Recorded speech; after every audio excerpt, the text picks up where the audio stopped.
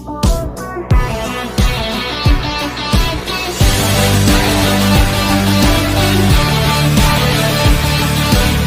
guys, and welcome back to Movies That Matter with the Viking. And we finally know what JC stood for when they got that kind of poster a few weeks back indicating that something was happening.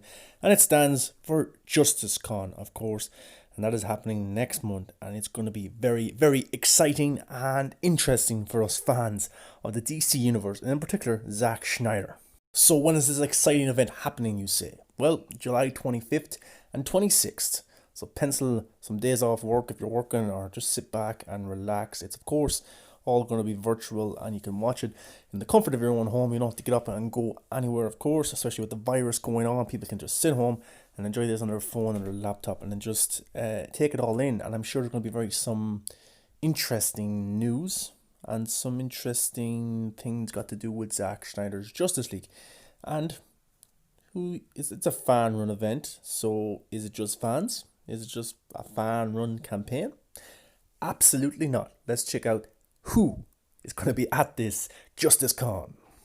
And we have the writer of the hashtag Release the Snyder Cut movement book, Sean O'Connell. He also is the managing director at Cinema Blend, so he's going to be a participant. We also got Janita Davis, who's a journalist, one of the Faruqi brothers, who is a journalist, and Chris Wan. Yes, our man Chris Wan, big YouTuber in the DC kind of world, and he has been a very positive light on the movement the last few years, keeping the train kind of going with news, with information, with kind of things that he's heard. And it's interesting. I'm delighted that he's going to be there participating as well. And it says and others, so that's going to be cool. Who else is going to be involved? I'm sure other people who have been critical for the movement over the last 2.5 years are going to be participants, and I can't absolutely wait. But there's more. It just doesn't end with fans or journalists. And this is the most important and exciting part of the whole Justice Con. We got Jay Olivia, who is the director of The Dark Knight Returns Part 1 and Part 2 of the animated series, and he's a storyboarder, and he's worked with Zack Snyder, and he's seen the Ben Affleck Batman script and said it was the best Batman script he ever read. So he's going to be a participant. We got Ray Porter, Darkseid himself, and of course it wouldn't be a party, it wouldn't be a Justice Con without Mr. Zack Snyder, the director of 2021's Justice League. So he is going to be a participant. He's going to be there. He's going to be giving information. Will we get a sneak peek? Will we get some storyboards? Will we get a trailer? What exactly is going to happen? And I want to say a big thanks to the Nerd Queens and Meg for running this event. Absolutely brilliant. This is what we need. Even when some people want to bring toxicity back to the movement, we overshadow them. We over positive them with things like this, and this is a big event, and I absolutely am excited to just sit back, relax, and take it all in and just enjoy this. And when was this announced? This was announced last night during the Twitch stream of Man of Steel. Of course, it was the 7th anniversary of Man of Steel, so everyone was sitting down and relaxed and watching a masterpiece at work. And they said, hi Dave, and Meg said stay tuned until after the stream, or the Twitch stream, and this was announced along with a trailer, which I won't show here. I'll put the link in the description for the trailer. Go check it out. It's pretty badass. It's really cool. You got a kind of a Jesse Eisenberg, Lex Luthor voiceover, and that unbelievable score. So check that out. It's a really cool trailer. So what can we expect? Can we expect a trailer? I think we can expect a little something. It's a Justice Con, of course, and I love that Warner Brothers or AT&T are letting Zack engage with the fans so much. He announced the announcement of Zack Snyder's Justice League with the fans on Vero. It wasn't done through big scoopers or through articles or anything. It was done with the fans. So I think this is another thing for the fans, because the fans has been such an important part of this movement and for this film to come from the last 2.5 years. They've done so much good things. So I think Zack is thanking the fans as much as he possibly can, and this is another way to do so. So, and the reason I think he's being let do this over kind of virtually on Vero and through this Justice Con is because nobody can go anywhere now, so they can't really hold Comic Cons. They can hold virtual Comic Cons, of course, but it doesn't really matter how the information about Zack Snyder's Justice League gets out there, because it's going to spread like wildfire anyways through social media. It'd be different if there was if there was an actual Comic Con on, because you've got to kind of, people pay big money to go to the Comic Cons. That's when the trailers get revealed and sneak peeks and stuff like that. So the fans who were in attendance see that first, or even fans who were at the Comic Con see stuff that the world don't see for months later. So it's cool, and this is kind of like a spin-off of the Schneider Con, the Justice Con, and it's going to cover a lot of information. And Jay Olivia's there, and he has defended Zack Schneider so many times in the past, defending the incarnation of Batman and the Schneiderverse, along with and putting a lot of haters and bloggers in their place on social media. His Twitter account is very entertaining because he's worked with Zack Schneider, he's worked with Ben Affleck, he knows these people personally, and he has put people who have speculated that such and such, and Jay Olivia comes in and said, "Oh, that's false. That's absolutely false. How would that be right?" So I really like Jay Olivia, and I really like the animated film that he did as well, the Frank Miller comics. Ray Porter's a very positive guy as well, and he's finally getting to unleash his dark side. And of course, Zack Schneider, the director of Zack Schneider's Justice League, will get to show his vision to the fans in 2021. So this is absolutely brilliant. Well done to the Nerd Queens, and well done to Meg. And another man that would love some justice is David Ayer, of course, wanting his cut of Suicide Squad to get released. And he was asked about Man of Steel, and someone said how Man of Steel means so much to them in their life and getting them over anxiety and depression. And David Ayer says, "For me, it was Batman. He was the friend I needed when I needed a friend." So that's very cool from David Ayer there. And a lot of us can relate to that. We all have movie characters or movies or TV shows, guilty pleasures that kind of put us in a good mood or help us through some difficult times. Always like the Rocky films for myself. I like get motivated that way, or even watching comic book movie that other people don't really like or don't appreciate. I love watching it myself. I'm a big fan of the Tobey Maguire trilogy. I always love watching that. I also love watching Batman vs Superman, Man of Steel, Dark Knight, Logan, Deadpool 2, films like that just kind of get me in a good mood because I like how they're made. I like those characters, I like watching the journey that they go on. So it's pretty cool that David Ayer, we all have somebody that we can relate to in that way when we're feeling down, and somebody or something that we can read, watch, or talk about. And that's pretty cool, and I love that about movies.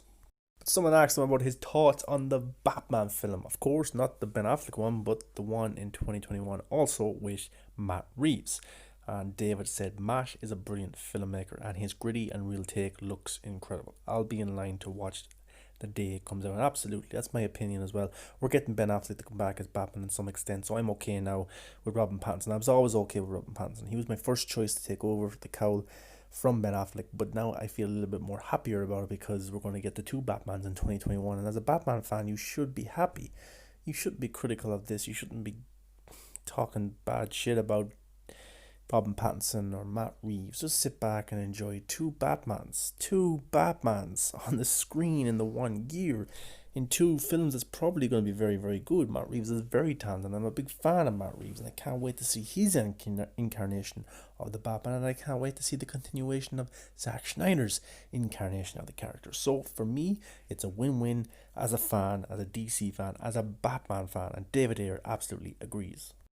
And Batman was in the 2016 Suicide Squad film, and David Ayer got to direct Batman. And someone asked him, what was it like getting to direct a Batman?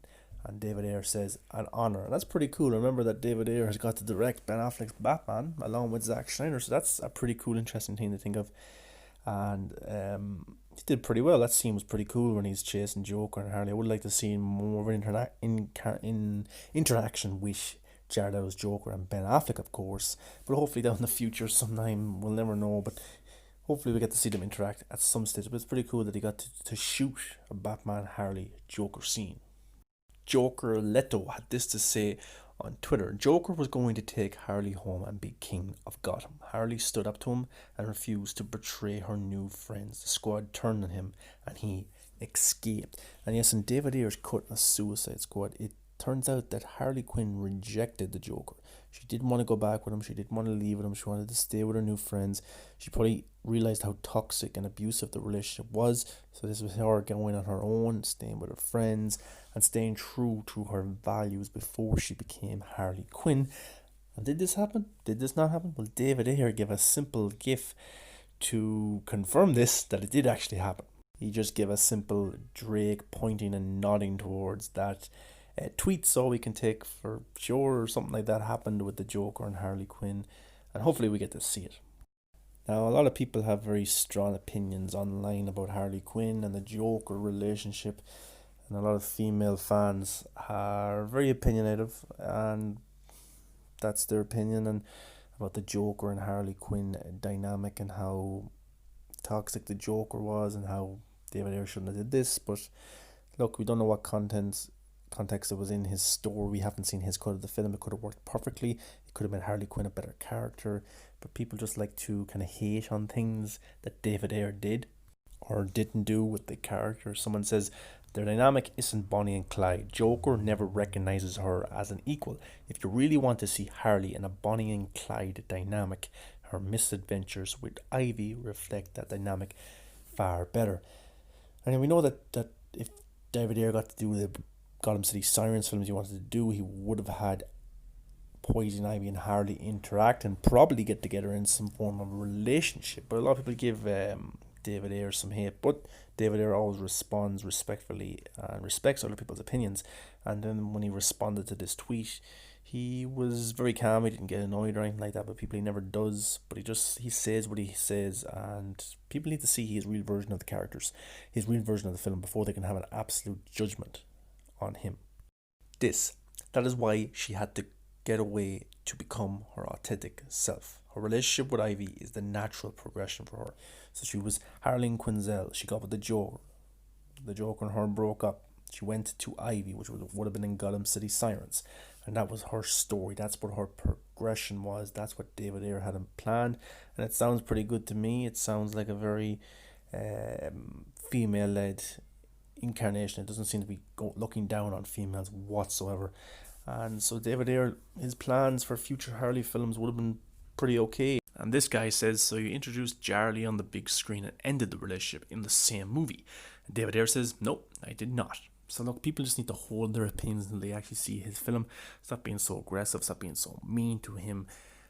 Just watch the damn film when it comes out if we get to see David Ayer's cut of the Suicide Squad and then talk about it. Don't be thinking that you know everything about the film when you absolutely don't.